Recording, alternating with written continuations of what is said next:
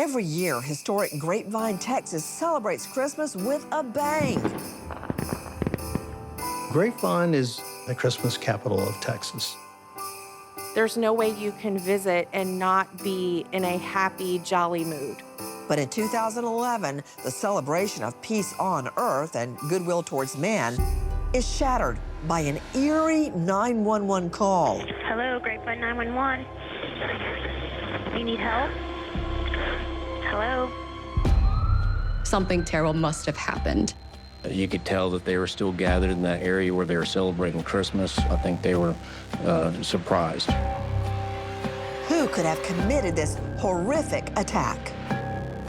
When you look at how these individuals have been murdered, it's personal. I could see the spiral start to happen. Police try desperately to make sense of this nightmare on Christmas. It definitely was pushed by the fact that it was in the holiday season.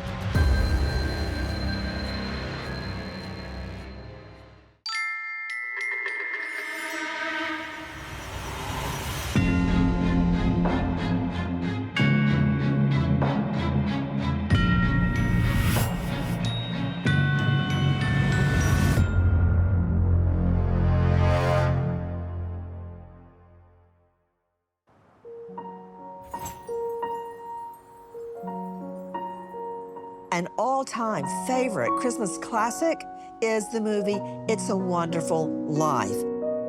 It's all about how the town of Bedford Falls comes together to overcome evil with the help of an angel.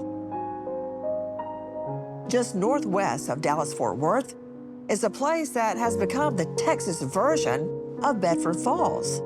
Grapevine, Texas is the historic town that hosts over 1,000 Christmas-related events in the 40 days leading up to Christmas. Grapevine 911. But on December 25, 2011, this little town faces pure evil.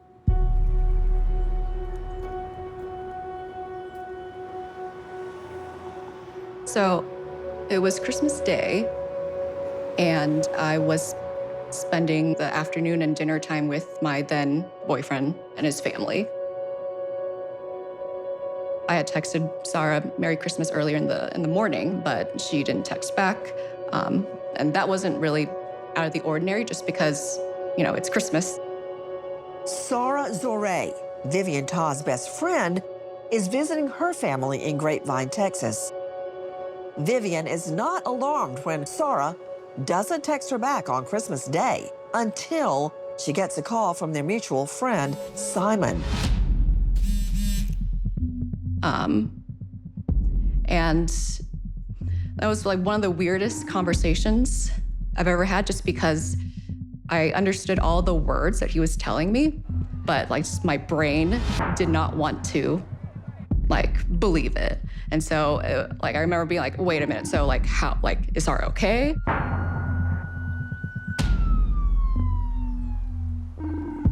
I remember it like yesterday. We got the 911 call around 11:30. Grapevine 911, where is your emergency? Hello, Grapevine 911. You need help? 911 calls come throughout. It's normal business, if you will, in police work. It doesn't matter what day of the week or if it is a holiday. What was unusual about this particular call is this was a whispering voice, and it was hard to understand what they were trying to say. You need help? Are you sick? What was that? Do you need an ambulance or police? Hello? This was a landline call, so the address would populate when the call was made into the 911 center. We want to make sure that there is not an emergency and that people are safe. So the officers responded accordingly. The call was very eerie. It was difficult to hear and understand what the caller was saying. So the police responding were going blindly because they didn't have information as to what was going on. So when the officers arrived at the scene, it was extremely quiet. They didn't hear anything. That's what you do. In the entire time you're approaching the origin of the call, you're evaluating what you're seeing, hearing, smelling. And in this case, there was nothing. So they went to the door. They knocked on the door. Again, no response. They probably didn't think that it was going to be a serious ordeal because this is a very safe community and it's Christmas Day. The officer took it upon himself to peer into the windows to see if he could see anything. And when he did that, he did see a pair of legs lying on the ground, not moving. He actually went to another window to see a different view, and he actually saw more people in the same position, lying on the floor without any movement.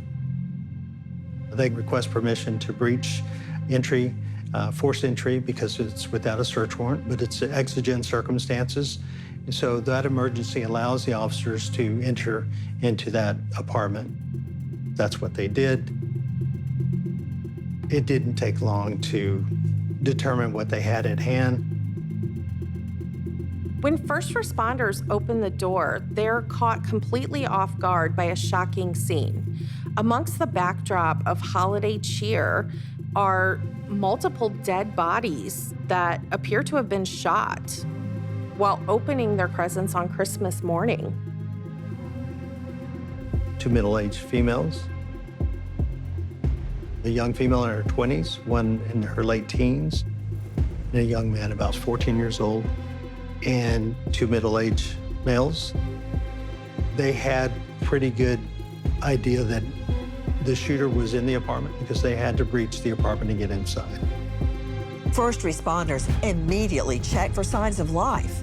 They sweep the other rooms to determine if there's an active shooter or any other victims inside the home. Once the scene is cleared, they notify headquarters, and the entire Grapevine Police Department is put on alert.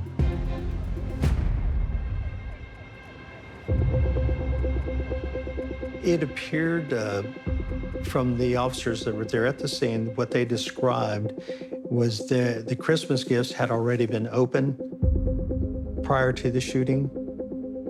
Then, the first responders spot something that almost makes their hearts stop. Someone everyone knows and loves lying prone on the floor. He's dressed as Santa, and only he knows why he chose that. Could it be simply because he wanted to put the family at ease? Or could it be that the person dressed as the symbol of Christmas was in fact evil in disguise?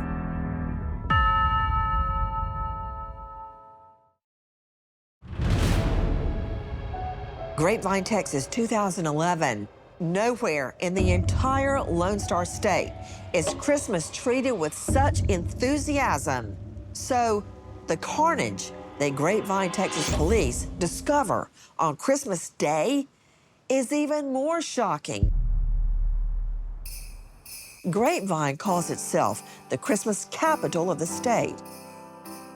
It's practically enshrined Christmas cheer into the law. What occurred on Christmas morning is so painful to grasp anywhere, but perhaps here, most of all.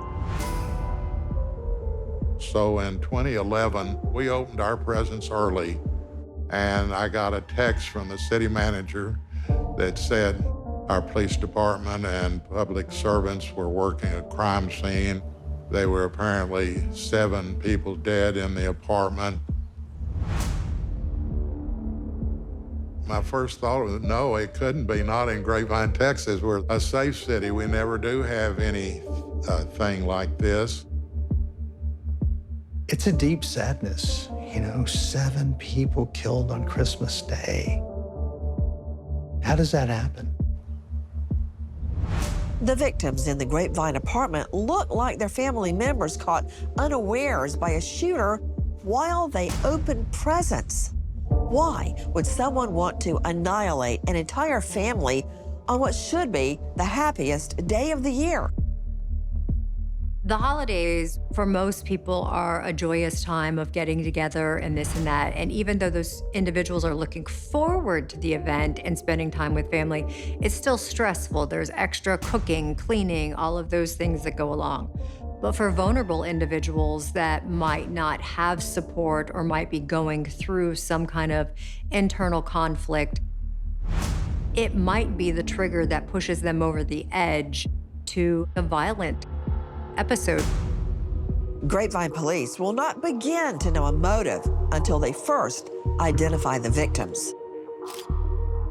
A forensic unit begins processing the scene, and officers start knocking on doors. So when you have a crime scene like this where you have 7 deceased people, and making identification is extremely important because it kind of tells you who belongs where. You canvass out that area and try to find anybody that may have any type of information related to the crime. So in canvassing the area, to their surprise, they didn't find anybody that heard any gunshots. Usually you have a gunshot, whether it's one or multiple, then you'll receive numerous 911 calls. But only one person made a 911 call from that murder scene. Finding out who made this call would help them to determine what happened on this Christmas Day. They called dispatch and asked them to call back the number that the 911 call came from. They heard a phone ringing, and it was located on the cradle inside of the apartment. It's possible that this call was made by a victim that was hiding from his or her assailant. It's also possible that this call was the last communication from the last living person amongst these 7 people. Grapevine detectives discover the landline belongs to a woman named Fatima Nasrin Ramati, who leases the apartment. In this case, we were fortunate that we were able to get most of the names from driver's licenses that were either on them or nearby. And from there, we pulled their driver's license photos from a database and compared them to the people we had there at the scene. Accurate is a subscriber database that is used in investigations regularly because it not only identifies members of the household, but potential relatives. And from that information, we can make a pretty good determination. We knew 3 of those people lived in that apartment. We determined that it was a mother, a teenage daughter, and a 14-year-old son. Fatima has 2 children, a boy, Ali, and a beautiful daughter, 19-year-old Nona. My name is Catherine Ann Coronado, and I was one of Nona's high school best friends. I was a sophomore going into a new school, new area, didn't know anybody. And I will never forget that this girl with long black hair walked right up to me and she said, "Hi, my name's Nona. You don't know me. And I just want to tell you, you are so pretty. Can we be friends?" Nona was such a free-spirited person and she was very sociable. She still didn't know what she wanted to do. She just wanted to get into college. She just wanted to help her family. She loved her family. Police ID the victims who actually live in the home, but who are the others? We had 3 other people that had a common address in Irving, Texas, so clearly they did not live there.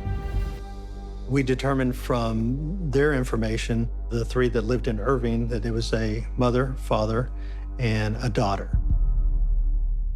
The daughter is Sarah Zoré, Vivian Ta's friend. So Sarah and I met in college. She was majoring in biology. She wanted to become a medical doctor.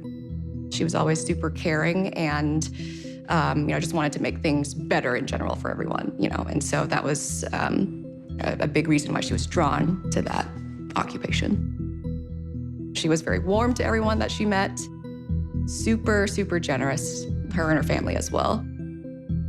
Sarah was close with her family in general. She had a big family, a lot of cousins, aunts, uncles. And it was just, everyone was just all like one big happy group. Nona's mother, Fatima, is the sister of Sarah's mother, Zora. The middle-aged female that lived in Irving was the sister to the person that resided in the apartment.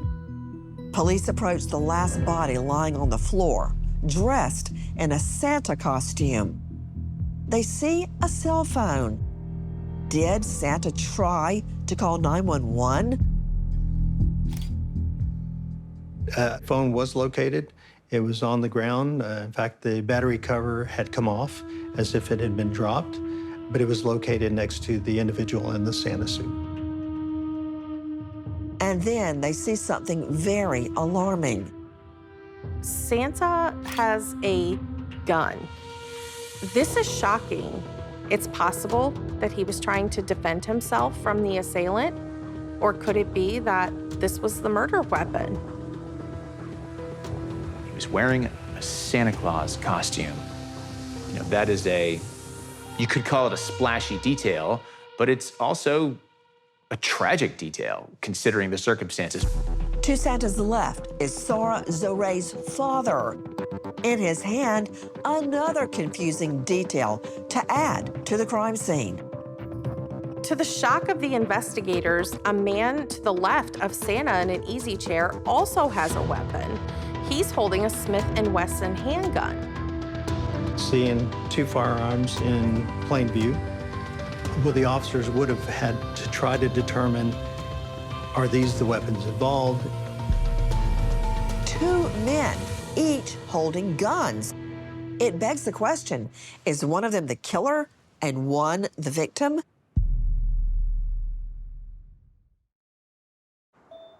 Instead of celebrating Christmas with their families, detectives in Grapevine, Texas, are investigating a tragic Christmas morning murder scene. Police have identified two families connected by two sisters who are targeted Christmas morning 2011. The Yazdan Panaz and the Zores are originally from Iran, but they're Americans now, and they have embraced Christmas traditions. To go into any scene, especially on a Christmas day, and to see 7 people deceased, it's unimaginable. And to have somebody in a Santa suit and seeing two firearms in plain view, you just can't connect those kind of dots. It's a highly irrational situation and scene. Police must now identify victim number 7, a man dressed as Santa. You evaluate the scene when you get there to see if there may be anything related to your crime scene. And of course, vehicles are not unusual. In this case, there was a white Toyota 4Runner. In running the registration, we were able to determine that the person in the Santa suit also appeared to be the same registered owner to the Toyota 4Runner. We were able to determine the identity as the person in the Santa suit as Aziz Yazdapana. He is the estranged husband of Fatima, who's leasing the apartment, and he's also the father of her 2 children.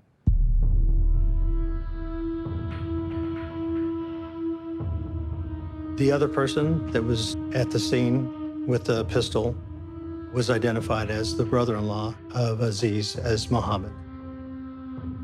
2 brothers-in-law, Aziz and Mohammed, both dead, and both have guns in their hands. They have to evaluate the scene to figure out who shot who, how they were shot, where they were shot from. And there's another confounding detail. A specialist noticed that the blinds had been moved or changed. When he opened the blinds, he realized there was blood spatter on the outside of the blinds, and clearly the shooting had taken place inside the apartment. And then also, the wand that you use to manipulate the blinds to open and close had blood on one side but not the other. So we concluded that somebody inside of the apartment after the shooting had closed the blinds. For Grapevine detectives, this presents another possible scenario. Perhaps Mohammed and Aziz were defending their family from someone else, someone that fled the scene.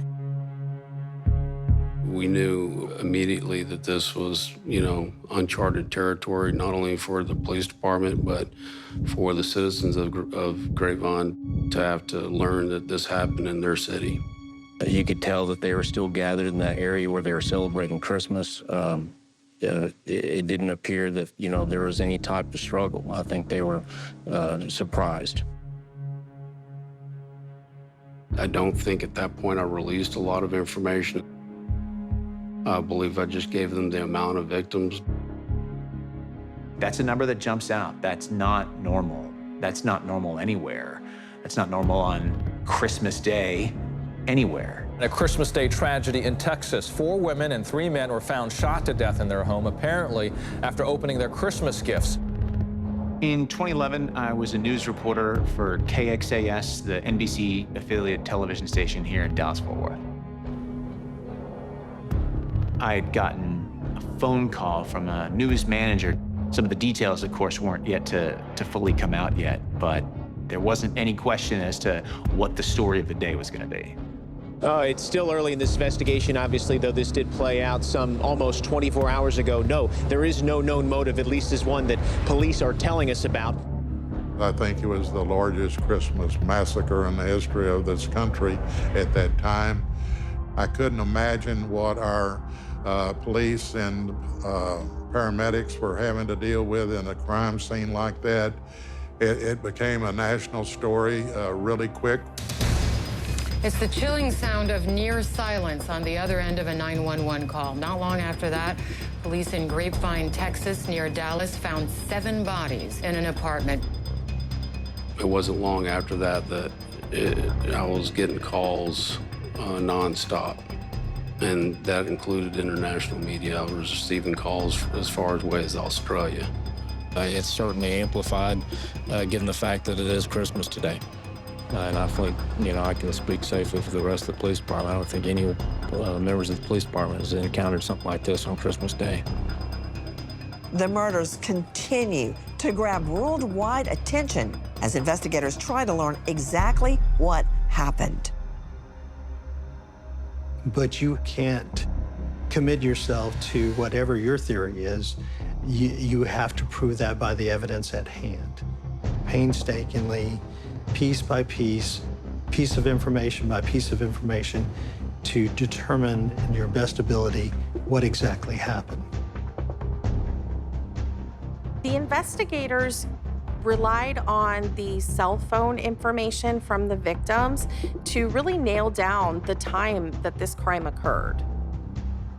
We were fortunate in the sense that we had phones, and they have date and time stamps. Detectives used the cell phone data to determine that Zara sent a text message at 11:15 a.m. on Christmas Day. The 911 call came in at 11:34 a.m. And so it's determined that the time frame between 11:15 and 11:34 was when this massacre occurred.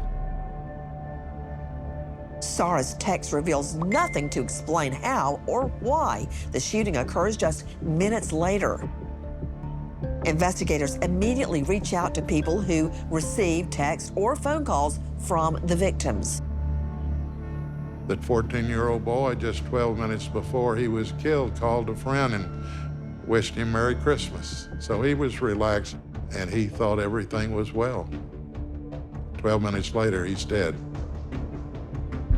Police speak to Ali's friend. He says there's nothing strange about this family. Ali's parents are separated, but that's not unusual. the boy's father has only good things to say about Aziz.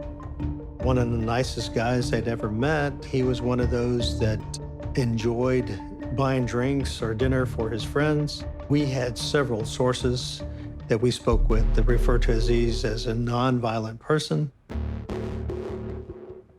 The same goes for Sarah's dad, Muhammad. No one can imagine him ever being violent.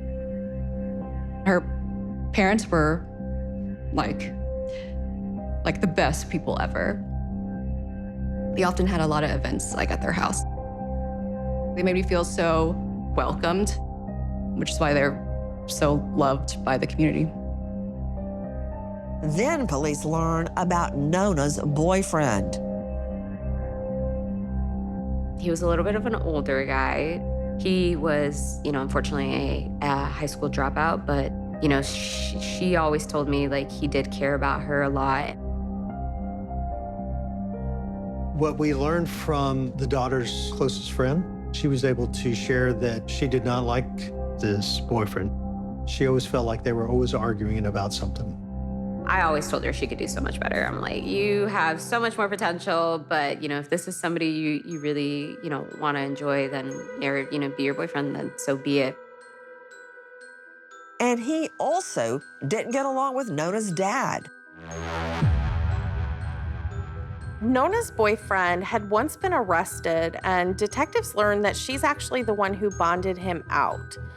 This is concerning because, given his background, it's possible that he could be a suspect in this case. I think that played a big part in a lot of the drama. At this point, investigators are thinking, is Nona's boyfriend the key to this horrendous crime?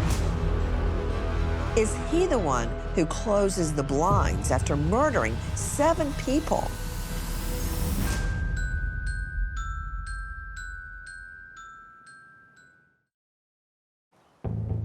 Investigators in Grapevine, Texas are dealing with a shocking tragedy. Christmas Day, 2011. 7 people shot dead, including one man dressed as Santa. News agencies around the world pick up the story. Police are under pressure to come up with answers. The boyfriend was interviewed, and he provided some important information for Christmas. He had a pretty good alibi. We looked into his information.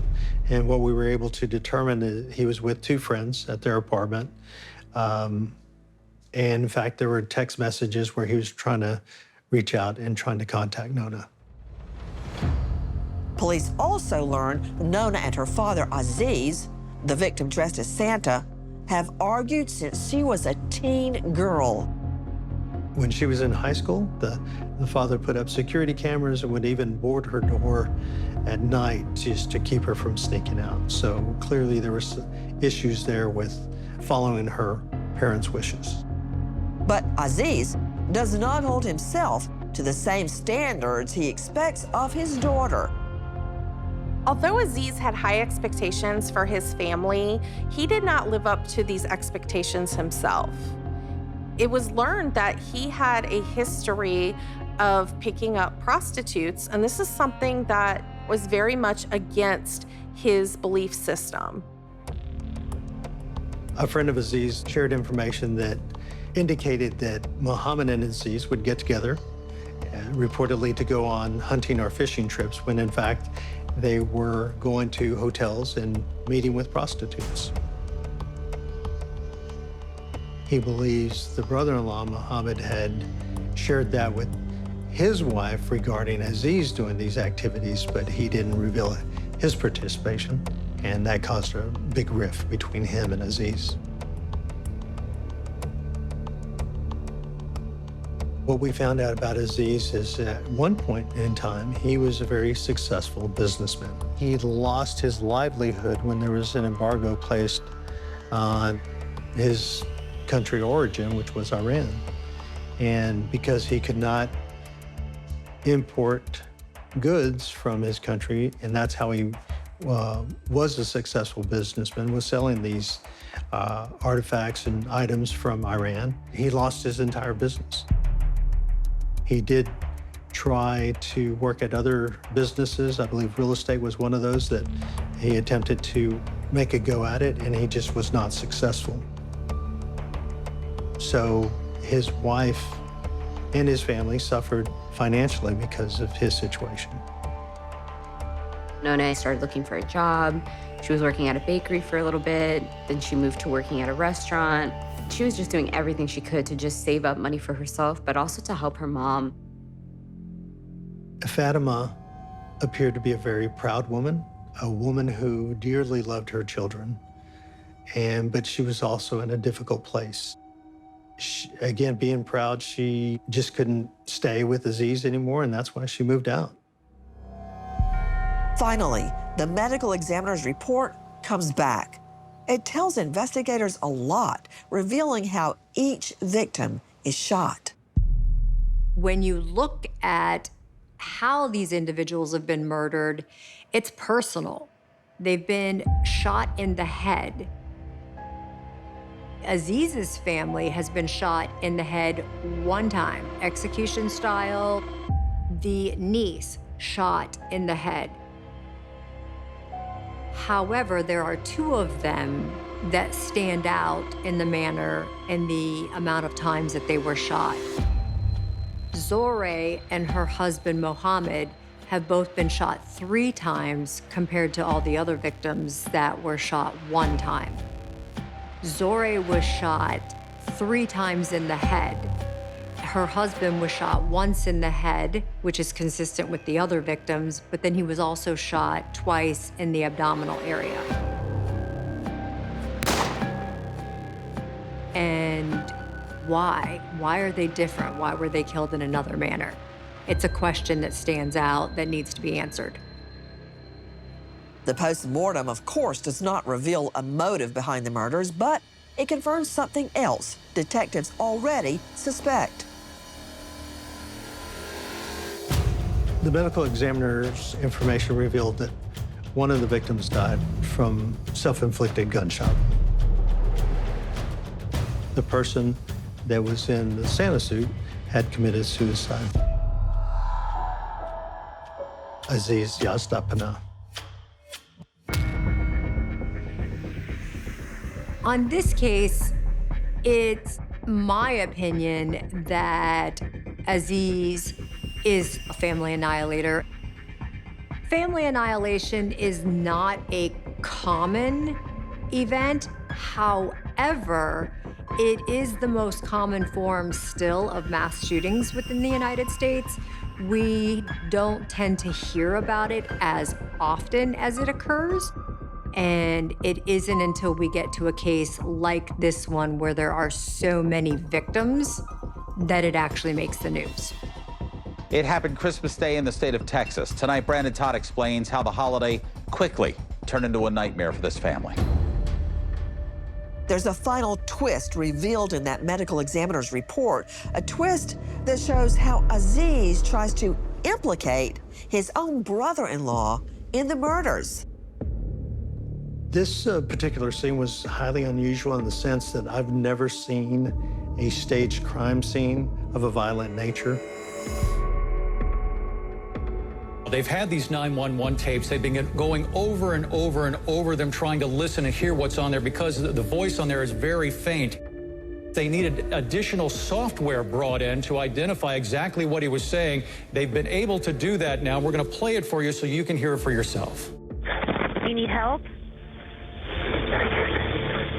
Are you sick? What was that? Apparently, Yazdampana was trying to cover up this crime and make it look like it was a shootout there, that his brother-in-law perhaps was responsible for these murders.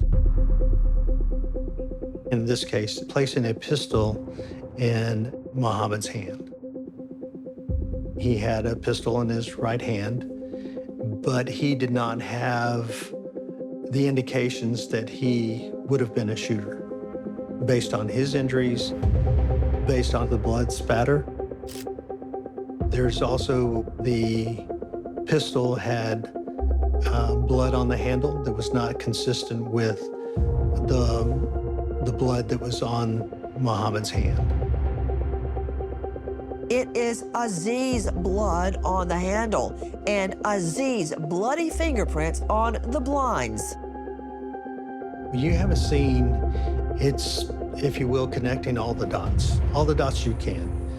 If Aziz's residence revealed information that can tie him to those weapons, that's important.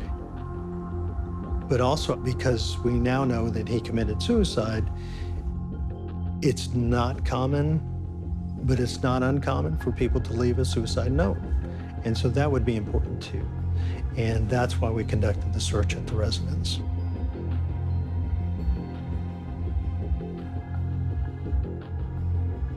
No note was found regarding his suicide at the residence.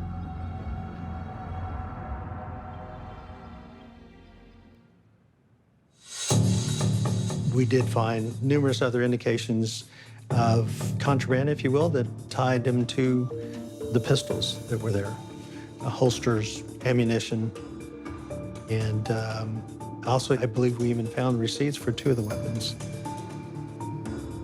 What most likely happened that Christmas Day is that Aziz showed up to his family's celebration wearing a Santa costume. His family probably thought that he was just being in the jolly mood and maybe trying to make amends with his estranged wife and his children. However, in reality, Aziz was most likely using that costume to hide the 2 weapons.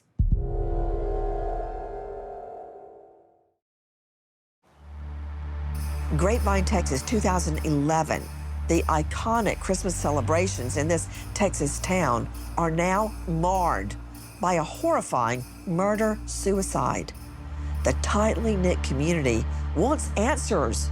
Why did a man named Aziz Yazdan Panah perpetrate such a horrible act? This isn't a whodunit, it's a why-done-it. So I remember having a specific conversation of, wait, he was wearing a Santa Claus costume when he killed his entire family. You know, I'm a father. You know, I know what a family gathering is like. I know what family strife feels like. I know what bad feelings are like. But what person would ever consider doing that? Even if you have all the facts, we'll never know. We'll never get it. Again, the big question obviously is the motive in this case. Perhaps it may never be known. We do expect to learn more information from Grapevine Police later this morning.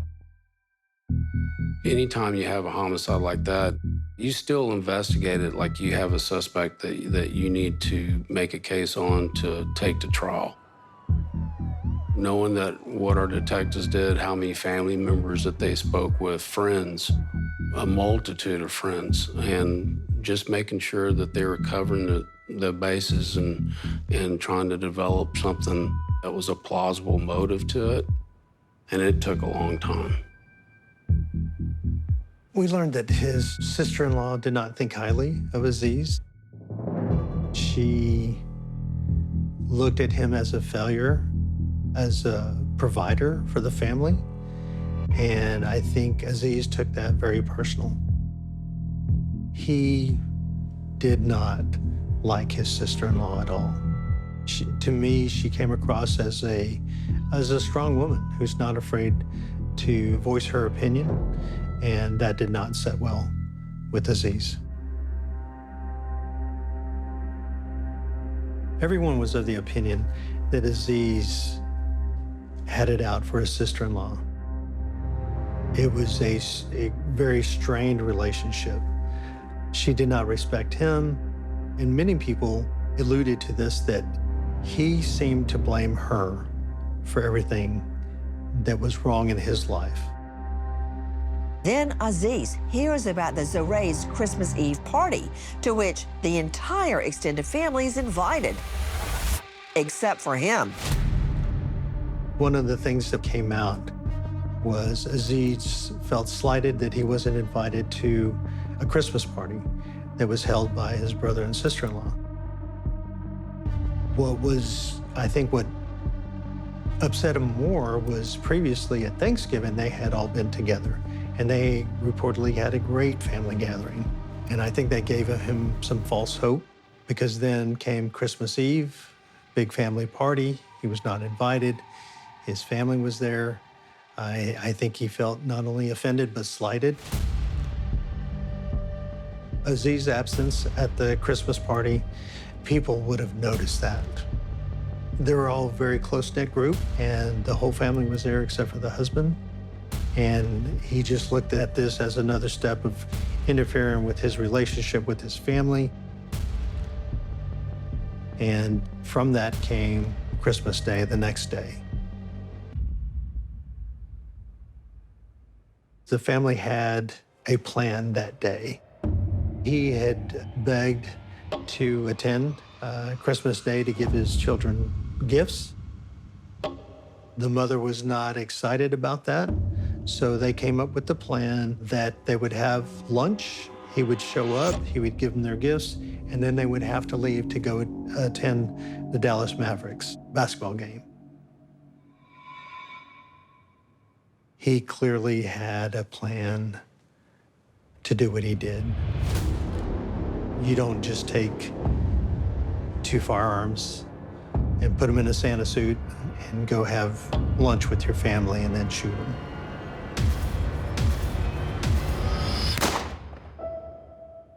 He was at a deep, dark place of despair, and I just think it took all rationale from him, and he did what he did because in his mind, I feel like he felt there was nothing else left to do but exact revenge.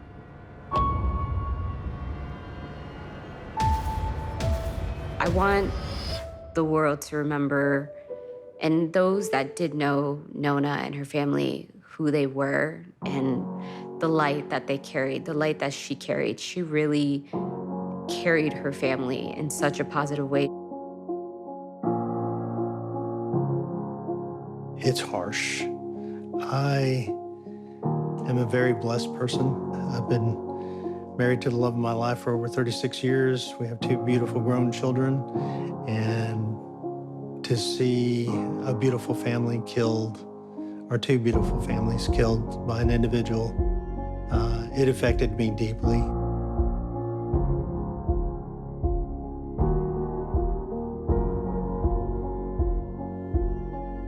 An estranged husband, fueled by anger and bent on revenge.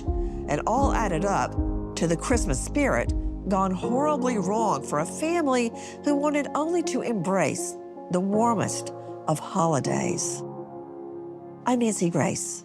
Thank you for joining us here on the Christmas Killings.